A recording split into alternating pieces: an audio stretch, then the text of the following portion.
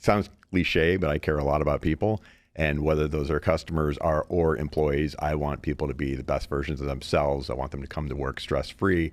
I want them to be successful, happy. So the decisions that I make every day, all day long, are about customers and employees.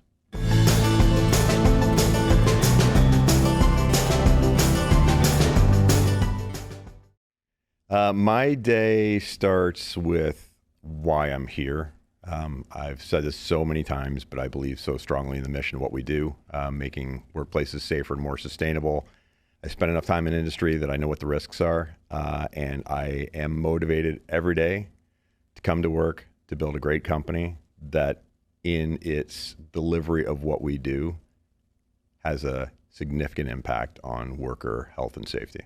Every day when I start, and people at Velocity hear me say this so often, they're probably tired of hearing me say it, but there are two things that drive me. One is our customers, because I see them all as individuals, and I know the pressure they're under.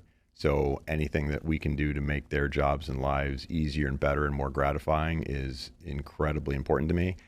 And then the other side of the coin is our employees.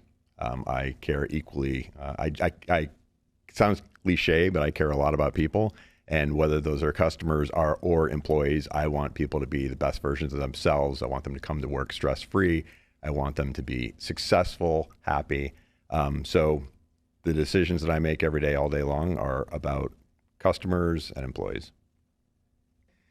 I have a non-negotiable in the prep for my day, and I have a non-negotiable at the end of my day. So prep for the day is I'm a caffeine addict, but luckily I don't drink caffeine after about noon. So I start every day with at least 4 shots of black espresso over ice in the summer, hot in the winter. And I can't remember the last time I started a day without it. The end of the day non-negotiable, I started this about 10 years ago.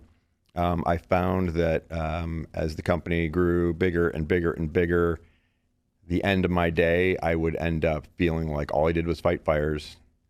All I did was answer questions, sit in meetings, and I didn't feel like I had a real grasp over what needed to be done the next day, what I had accomplished that day.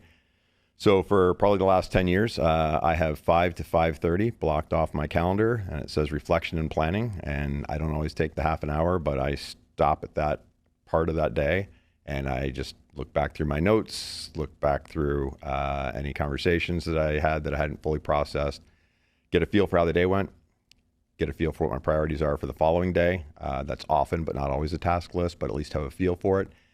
And then I often go on working. So my day almost never ends at 5:30. It usually ends at 6:30 or 7:30 or later, but just it's habit now. 5 o'clock, do that little reset so that I understand where I'm going and that I'm focused and not just fighting fires.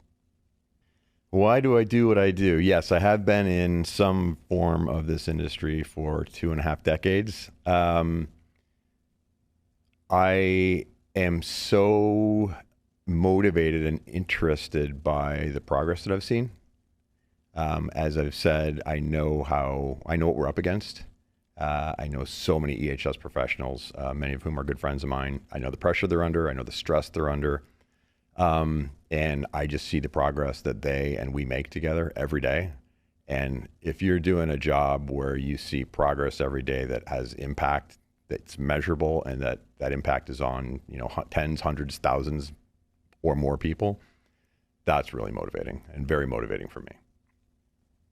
I think the biggest change for me that's had an impact, I guess 2 changes, one a long time ago and a slow burn, and that led to today. So in 2014, my partner and I sold the company that we had started in EHS software called KMI. That was what became an early part of what is today VelocityEHS.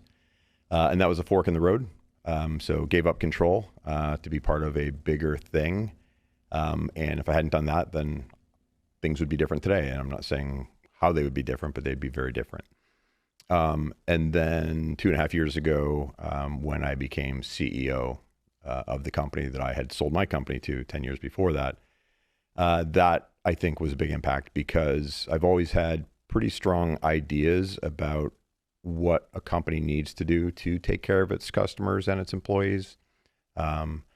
Strong ideas about software usability, about simplicity of implementation, about investment in innovation. We've been investing in AI now for years, long before anybody else did. And I believe that you can't really grow a successful, impactful, cutting edge technology company if you're not willing to look really long and hard about what the problems are you're trying to solve, understand your customers' pain points, and then be willing to invest the time and the money and the creativity into saying, what's the best possible way that this solution could work to solve the problem? Because there's always different ways to solve a problem. And, there's the easy way, there's the quick way, there's the way that will do it, but it feels complex to an end user. We spend a lot of time trying to figure out how to solve problems in the most elegant way. And I think the software, we released the Accelerate platform, some of the additional functionality that we've released, the AI capabilities that we're releasing. I think we're really starting to see a convergence of that way of looking at what's possible in software, starting to come together to like really show the vision of this is how powerful software can be and how easy it can be for a company to adopt it and get the results. I think the thing that keeps me in this space is that I can't imagine where I could go that would have the same potential impact on the world.